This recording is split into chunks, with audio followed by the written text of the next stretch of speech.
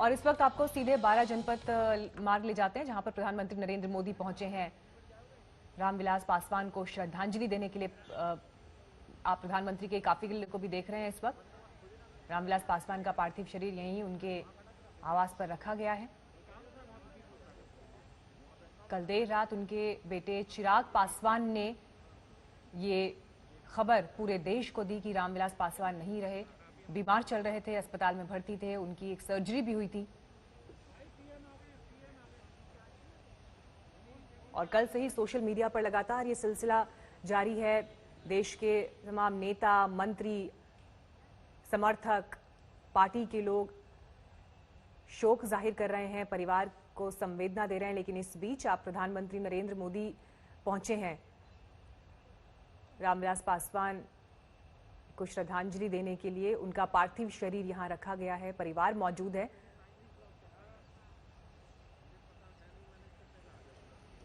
हिमांशु मिश्रा इस वक्त जुड़ गए हैं हमारे साथ। Himanshu, hello hello hello hello. Himanshu, हम देख पा रहे हैं तस्वीरों में प्रधानमंत्री नरेंद्र मोदी पहुंचे हैं श्रद्धांजलि देने के लिए।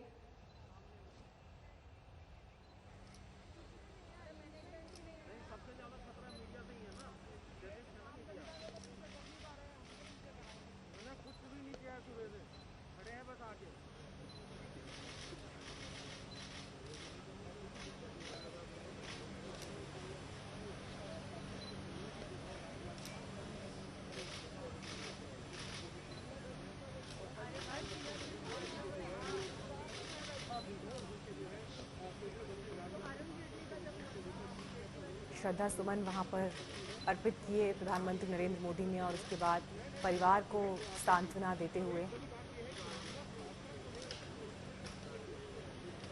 कल रात केंद्रीय मंत्री रामविलास पासवान का निधन हुआ। चिराग पासवान वहां पर मौजूद, पत्नी उनसे बात करते हुए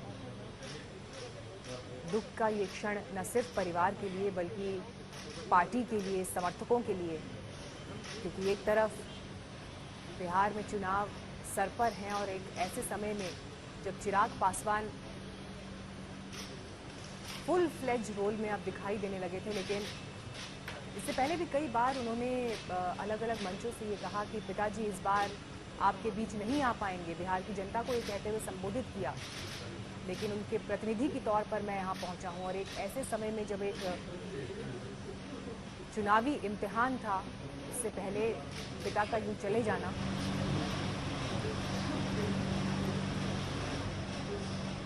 और ये तस्वीर भी आप देखिए जब प्रधानमंत्री नरेंद्र मोदी ने कल उनके निधन की खबर आने के बाद भावभीनी श्रद्धांजलि में भी उन लम्हों को याद किया जो सार्वजनिक जीवन में साथ जिए। हिमांशु मिश्रा हमारे साथ इस वक्त मौजूद हैं। हिमांशु, हम तस्वीरों में देख पा रहे हैं प्रधानमंत्री नरेंद्र मोदी वहां मौजूद हैं, परिवार से बात कर रहे हैं। न जाने कितना कुछ इस एक क्षण में बिल्कुल एक रील की तरह जो कहते हैं ना गुजर जाता होगा, जब सार्वजनिक जीवन में आपने कितने क्षण साथ जिए हैं। एनडीए का एक अहम घटक दल रहा है एलजेपी और उसके मुखिया रामविलास पासवान। बिल्कुल, और रामविलास पासवान को लेकर जो प्रधानमंत्री नरेंद्र मोदी ने कल ट्वीट किए थे, उससे साफ जाहिर होता है कि रामविलास पासवान की प्रधानमंत्री नरेंद्र मोदी की कैबिनेट के अंदर किस तरीके से जो है वो एक पकड़ थी। और वो हमेशा कहते हैं, प्रधानमंत्री नरेंद्र मोदी ने भी कहा कि जिस तरीके से वो कैबिनेट के अंदर सजेशंस दिया करते थे मीनाक्षी, वो बहुत महत्वपूर्ण सजेशन होते थे। और ये वो वक्त है जब प्रधानमंत्री नरेंद्र मोदी यहाँ पर पहुंचे। प्रधानमंत्री नरेंद्र मोदी लगातार जो है रामविलास पासवान के जो बेटे हैं चिराग पासवान, उनके टच में थे और लगातार उनके स्वास्थ्य की जानकारी लेते थे। और एस्कॉर्ट्स और फोर्टिस के जो डॉक्टर हैं, उनके स्वास्थ्य की जानकारी जो है लगातार प्रधानमंत्री नरेंद्र मोदी जो है हर सुबह लिया करते थे। और इस बात को चिराग पासवान ने जो है ट्वीट करके भी कहा था कि प्रधानमंत्री नरेंद्र मोदी जिस तरीके से रामविलास पासवान के स्वास्थ्य की जानकारी ले रहे हैं, यह उनके लिए बहुत महत्वपूर्ण है। ऐसा लगता है कि प्रधानमंत्री नरेंद्र मोदी उनके परिवार का हिस्सा, तो एक बड़ी चीज है। लेकिन सबसे बड़ी बात यह है कि जब बिहार चुनाव चल रहे हो, उस वक्त में रामविलास पासवान का जाना एक बहुत बड़ा सेटबैक है, न सिर्फ पार्टी के लिए बल्कि बिहार की जनता के लिए। ऐसा 50 साल में पहली बार होने जा रहा है कि रामविलास पासवान के बिना जो है वो बिहार के चुनाव होंगे और उसमें रामविलास पासवान नहीं होंगे। लेकिन ये एक बड़ी चीज है कि उनकी पार्टी के लिए इससे भी बड़ा संकट यह है कि रामविलास पासवान का जाना और चुनाव साथ में। अब चिराग को देखना है, क्योंकि 1 साल पहले जो है रामविलास पासवान ने अपनी पार्टी का राष्ट्रीय अध्यक्ष चिराग पासवान को बना दिया था। रामविलास पासवान की सबसे बड़ी खूबी ये थी कि वो सबको साथ लेकर चलना चाहते थे, सबको साथ लेकर चलते थे। उन्होंने अपने पूरे परिवार को एकजुट रखा है। अगर हम राजनीति में देखें तो जब भी परिवार के राजनीतिक विरासत बढ़ती है तो उसमें कहीं ना कहीं परिवार जो है बढ़ जाते हैं, चाहे अकाली दल हो या शिवसेना हो या चौटाला परिवार हो। लेकिन पासवान ने ऐसा नहीं होने दिया। पासवान के जो तीनों भाई थे वो तीनों भाई एक साथ थे, तीनों भाइयों को उन्होंने सांसद बनाया। और इससे पहले भी उन्होंने जो है उनके पिछले साल उनके भाई जो है रामचंद्र पासवान, उनकी डेथ हुई थी। उसके बाद उन्होंने उनके बेटे प्रिंस राज को जो है समस्तीपुर से चुनाव लड़वाया था और वो सांसद भी बने थे। तो सबसे बड़ी बात यह है कि रामविलास पासवान को लेकर ये कहना कि वो बहुत ही सरल स्वभाव के थे, विनम्र थे, लोगों के साथ अपनी बातों को शेयर किया करते थे और उनकी दोस्ती सभी राजनीतिक दलों में थी। मीनाक्षी, इसको लेकर कोई संशय नहीं है। जिस तरीके से उन्होंने सभी राजनीतिक दलों के नेताओं ने कल ट्वीट किए, उन्होंने अपनी चीजें शेयर की कि उनके किस तरीके के मधुर संबंध थे रामविलास पासवान से, वो सब बताए।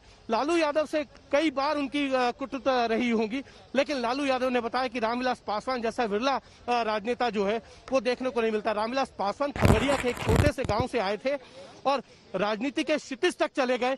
ये एक बड़ी चीज है रामविलास पासवान के लिए। और वो हमेशा एक नारा दिया करते थे, उनकी पार्टी का बड़ा टैगलाइन था, मैं वहां पे दिया जलाने आया हूं जहां सदियों से अंधेरा है।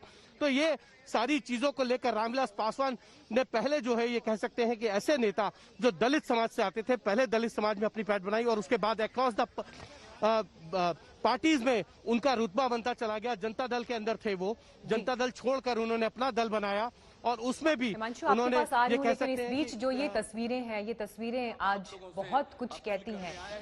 क्यों बहुत याद किए जाएंगे और खासतौर पर एक ऐसे समय में जब बिहार चुनावों से गुजर रहा है, रामविलास पासवान वहां नहीं है। और ये कमी ऐसा नहीं है कि सिर्फ देश में राजनीतिक दल और राजनीतिक संबंध उसमें रुचि रखने वाले लोग महसूस करेंगे, बल्कि समर्थकों को देखिए, समर्थक बीती रात से ही अपने अपने तरीके से अपना दुख जाहिर कर रहे हैं। उनके शब्द, उनके भाव इन तस्वीरों में आप महसूस कर सकते हैं। जब तक सूरज चांद रहेगा, जब तक सूरज चांद रहेगा, ऊंचा धरती आसमान, देश के दूसरा अम्बेडकर अमर रहे।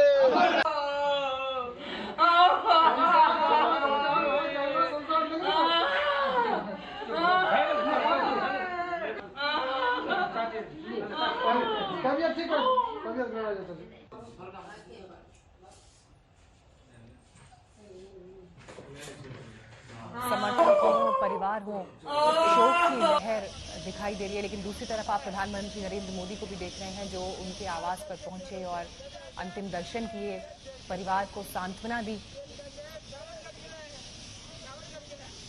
सर्व समाज की आवाज, जब सदन के अंदर सवर्णों की, वो देश में वंचितों की आवाज तो थे ही, लेकिन सर्व समाज की आवाज थी। जब सदन के अंदर सवर्णों के आरक्षण का आया तो भी उनका वही पॉजिटिव रुख रहा। अगर मंडल कमीशन की बात हुई उस समय भी वही रहा और इतने मिलनसार अजय थे। उनका कोई दुश्मन नहीं है, भले मतभेद हो लेकिन कोई दुश्मन नहीं। रामविलास जी का न रहना भारत के राजनीतिक क्षितिज पर समाज को एक ऐसा नुकसान है जिसकी क्षतिपूर्ति करना बड़ा ही मुश्किल है। जिस वर्ग से आते थे, राजनीतिक प्रभाव क्या पड़ेगा, क्योंकि राजनीति देख लीजिए कि वो तो जो होगा वो आपके समक्ष होगा, लेकिन सबके प्यारे लाडले थे रामविलास जी, वंचितों की आवाज थे, तो सवर्णों के के साथ उनके बड़े मधुर संबंध थे। कल भी आप बयां कर रहे थे कि कब से आप उनको जानते थे? देखिए, मैं 40 साल का जब पहली बार वो सांसद बने 77 में, उसके पहले एमएलए यार आराम से ना, तो मुजफ्फरपुर के एमपी थे दिगंबत हो गए दिग्विजय बाबू, उनके आवास पर मेरी उनकी मुलाकात। और मैं समझता हूं कि उस समय से लगातार निरंतर संपर्क में, लेकिन वो एक ऐसे व्यक्ति थे जिनको भुलाए भी नहीं भुलाया जा सकता।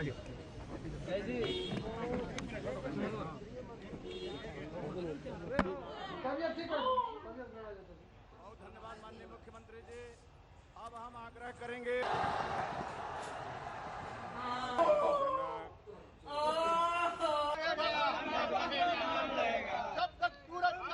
हालांकि इस बीच गृह मंत्रालय ने भी कहा है कि केंद्रीय मंत्री पासवान के निधन पर शोक के तौर पर शुक्रवार को दिल्ली और सभी राज्यों केंद्र शासित प्रदेशों की राजधानी में राष्ट्रीय ध्वज दिन है। रामविलास पासवान जी देश के एक प्रामाणिक जन नेता थे। पिछले 30, 40, 50 वर्षों से देश की राजनीति में उन्होंने एक प्रामाणिक छाप छोड़ी थी। बहुत साधारण परिवार में पैदा होकर इस ऊंचाई तक पहुंचना दलितों, उपेक्षितों, वंचितों के साथ साथ सारे समाज को जोड़कर जो उनकी राजनीति थी, उसने अपना बहुत प्रभाव छोड़ा है। बहुत जल्दी चले गए। कभी ये नहीं भूलना चाहिए कि उन्होंने देश के लगभग 5-6 प्रधानमंत्रियों के साथ काम किया। लंबे समय तक 9 बार लोकसभा में, 2 बार राज्यसभा में रहे और उनका जो गवर्नेंस का रिकॉर्ड था केंद्रीय मंत्री के रूप में, अभी जो पूरा ये आप देखें, जो कोरोना काल में अनाज की सप्लाई हुई, उनकी बड़ी भूमिका थी। मेरा सौभाग्य था कि जब मैं अटल जी की सरकार में पहली बार मंत्री बना तो उन्हीं के साथ मैं कोयला राज्य मंत्री था, कोयला और खान राज्य मंत्री। मुझे बहुत कुछ सीखा। वो मेरे प्रदेश बिहार के थे। मेरी बहुत पीड़ा है, असीम संवेदना। रामविलास जी का दुख देश की राजनीति के लिए एक अपूर्णीय क्षति है। ओम शांति।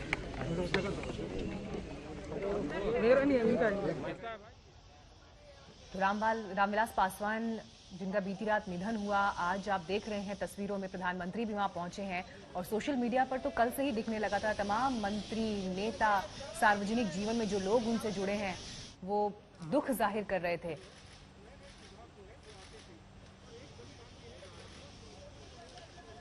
विश्वविद्यालय में छात्रों से मिलने आया करते थे। एक फायर ब्रांड लीडर के रूप में हमने देखा था।